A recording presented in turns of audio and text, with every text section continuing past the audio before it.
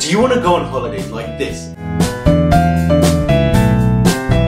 Drive cars like this? Live in a house like this?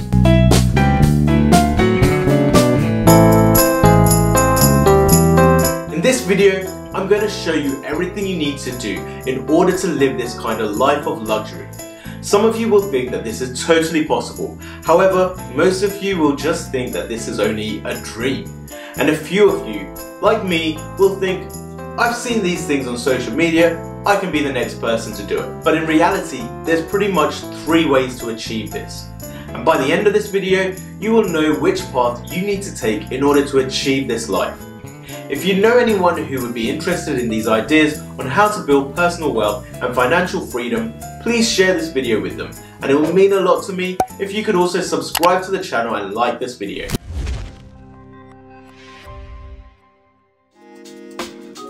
So, first of all, I don't want any of you to think that a life of luxury is the thing that you should all be striving for in life. Because, quite frankly, I know a lot of people who seem to look like that they have everything, but they're not actually happy. Now don't get me wrong, I'm not going to sell you this lie that money doesn't bring happiness, because it sure will relieve a lot of stress, which can help you live a happier life. But I truly believe that when you start chasing money, your life ends up revolving around it. And so you can never be fully satisfied, purely because there is never an end to having enough. Now the way in which the world operates now is that there will always be something more, something bigger, something greater when it comes to materialistic things. Which brings me to the 3 types of people who live a life of luxury. So this could be someone who has inherited all of their riches and wealth, and usually they don't value the amount of work that went into building all that wealth initially. Which is why only about 20% of the top 1% of the world are recorded to have inherited their wealth, because the other 80% are generally self-made, which means that they had a passion in the area that they managed to build their empire in, and that the byproduct of doing something that they enjoy was all of this wealth. Now the other type of person who lives a life of luxury is one that lives in debt, working from paycheck to paycheck. These people are usually the ones that have seen how the richer people live their life, and guess what? Those good old banks have realized that there's a great scheme where they can lend money to people wanting to live that life of luxury and charge them to live it by making a healthy return on all the interest that they charge. And this is where the term escaping the rat race comes from. Because you end up working a job, getting a paycheck, paying your bills, manage to amass debt with personal loans, car loans, and credit cards in order to buy things with money that you don't have to impress people that you don't even like.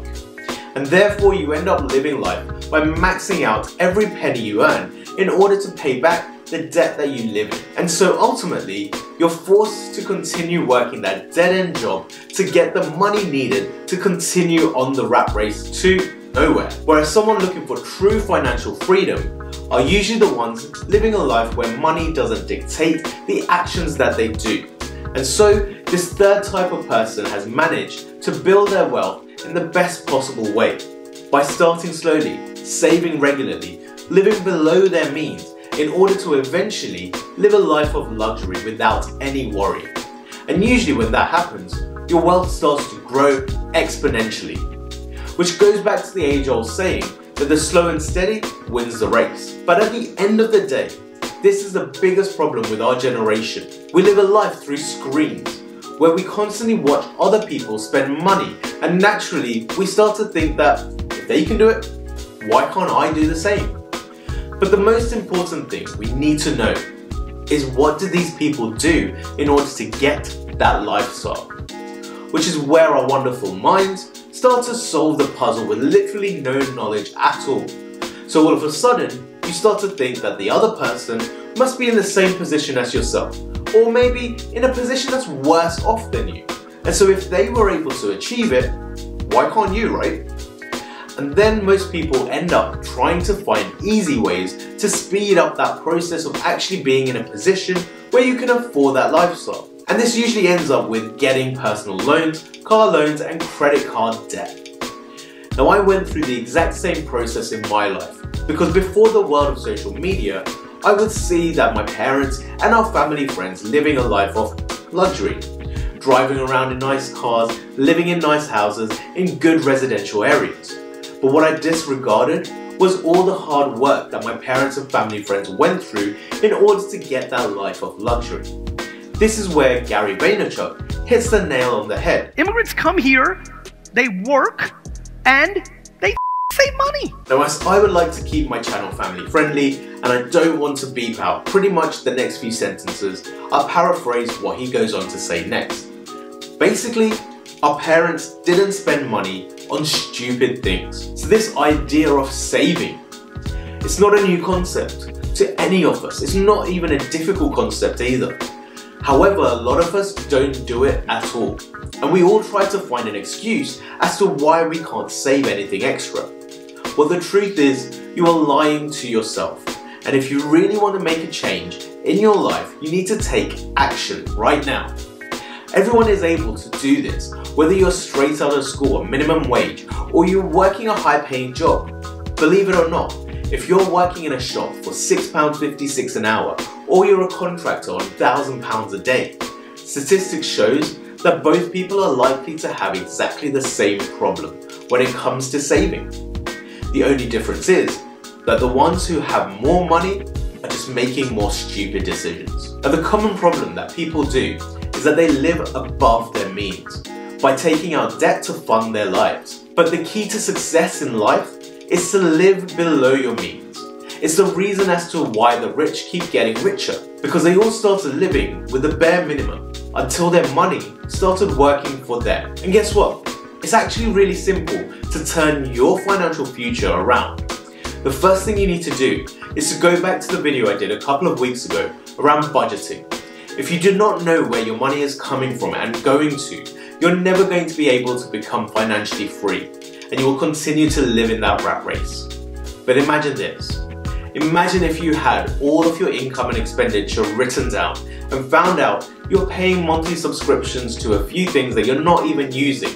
Or maybe you realize that you're spending over the average on your energy bills and you didn't realize that you could use things like my bulb referral code, where you could save monthly on your electricity and gas plus get £50 free if you were to switch your gas and electricity over to bulb. Plus various other things you can do to monitor and budget your day-to-day life. So all of this can add up, and it could mean that you save yourself a couple of £100 each month. Now immediately, you're a few £100 closer to financial freedom. And like I said, it's small steps that will eventually make you skyrocket to a wealthier life. But if you have any debts, always make sure that you pay them off as soon as you can. And if you have large debts, make sure you work out a way in which you can pay monthly in order to have a plan of actually paying it all back. Now once you have found a way to pay off any of the debts, you now have a clear path to working towards financial freedom. After paying your debts and your living costs, your next steps should be to pay yourself. Now this is the most important thing to do. You should treat it like a tax that gets taken out of your pay. For instance, if you've been paying off any debt, you should live as though you still have that debt, but instead of paying someone else that money, pay yourself and save it. This could be saved into an ISA account, or you can start making your money work for you by investing into a stocks and shares ISA. And I'll do another video soon around how to invest in a bit more detail. Now if you're living paycheck to paycheck, you need to assess your spending. If you can lower your spending to get back at least, let's say 20% of your pay, you will then be able to accumulate a significant amount over a certain time period. However, for some people, this might be difficult, as all the expenses that you have are necessary. This is where you really need to start thinking about how you can increase your income.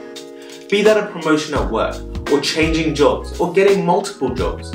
Or the best thing is to find something that you're really interested in and build a side hustle from it. So eventually you can then grow that into your main source of income, and you will be enjoying every little bit of it because it's a hobby that you like to do in your spare time. Now if you can get to the point where you can start to put some money to the side on a monthly basis, you'll for sure be in a better financial situation.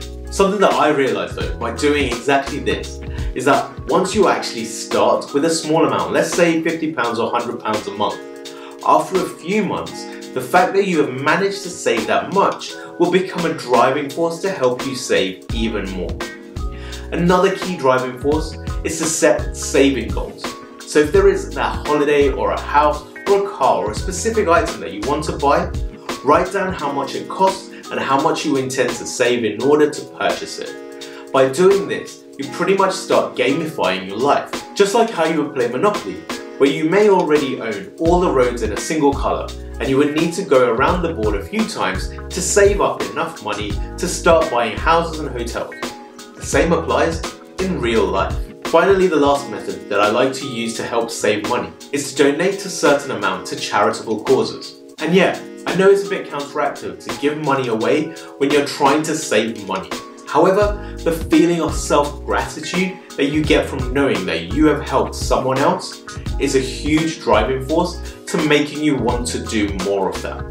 Therefore, it subconsciously drives you to find more avenues to save more money, to experience that level of happiness that you get knowing that you have helped someone else in need. So that's it for me today. I just wanted to touch on the importance of saving, and I hope I've given you some ideas on how you can save some money. And if you're already saving money regularly, that's amazing. And I'd love to hear in the comments down below what drove you to start that life of saving. And if you're not saving at the moment, what are you waiting for? Get budgeting now and start your journey on that road to financial freedom. The earlier you start, the quicker you'll be able to get there. If you haven't subscribed to my channel, make sure you hit that red button and click on the bell so that you get notified when my next video comes out. And as always, like this video, comment down below and share with your friends and family. Peace and love to all of you. See you in the next video. Bye.